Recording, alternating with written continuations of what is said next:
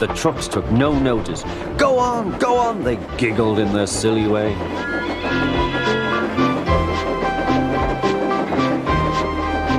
There's the station. Oh dear, what shall I do? He cried.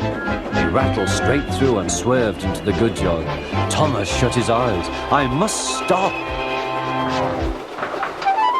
One day, Thomas was in the yard. Suddenly, he heard an engine whistling. Help! Help! A goods train came rushing through much too fast. The engine was James, and he was frightened. His brake blocks were on fire. They're pushing me, he panted. On, laughed the trucks. Still whistling, help, help! Poor James disappeared. I'd like to teach those trucks a lesson, said Thomas the Tank Engine. Hunting, Percy was waiting for the signalman to set the point so that he could get back to the yard. He was eager to work, but was being rather careless and not paying attention. Edward had warned Percy, be careful on the main line. Whistle to the signalman, you are there. But Percy didn't remember to whistle, so the busy signalman forgot him. Percy waited and waited. The points were still against him, so he couldn't move. Then he looked along the main line. Peep, peep! He whistled in horror, for rushing straight towards him was Gordon with the express. Oh, groaned Gordon. Get out of my way!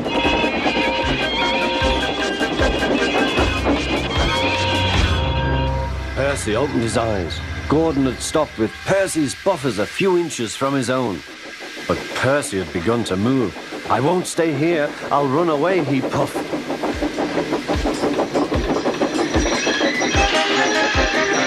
He went straight through Edward's station and was so frightened that he ran right up Gordon's hill without stopping.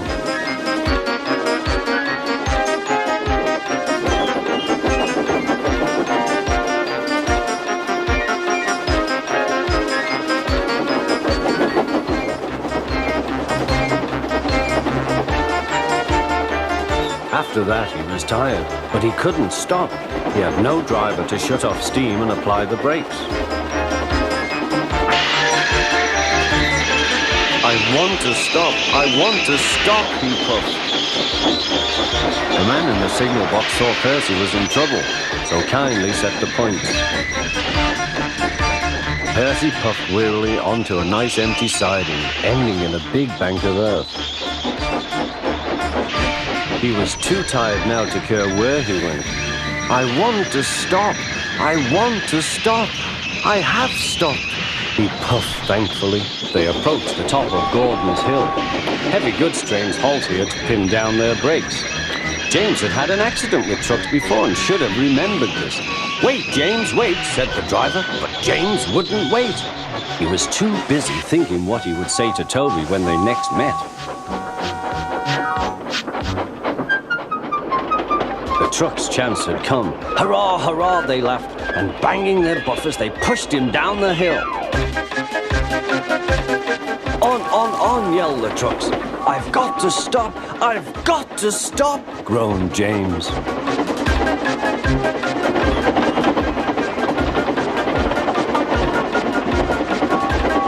Through the station they thundered.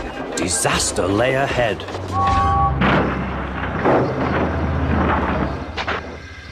Something sticky splashed all over James.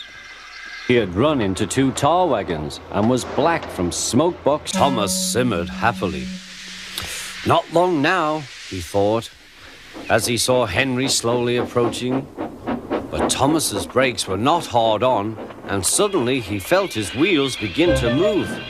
He tried to stop, but he couldn't without his driver and fireman. He tried to whistle a warning, but he couldn't do that either. The guard, driver, fireman, and passengers were all stranded on the platform. Stop! Stop! Shrieked Annie and Clarabelle. But Thomas, with plenty of steam, kept on going. The alarm went out down the line. Stop the runaway! There, ready for action, was Harold the helicopter. The inspector had made a plan, and together they took off into the sky.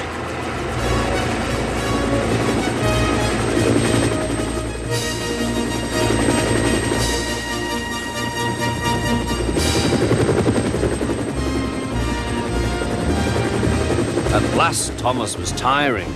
I need to stop, he panted wearily. As they neared the next station, Thomas saw Harold land.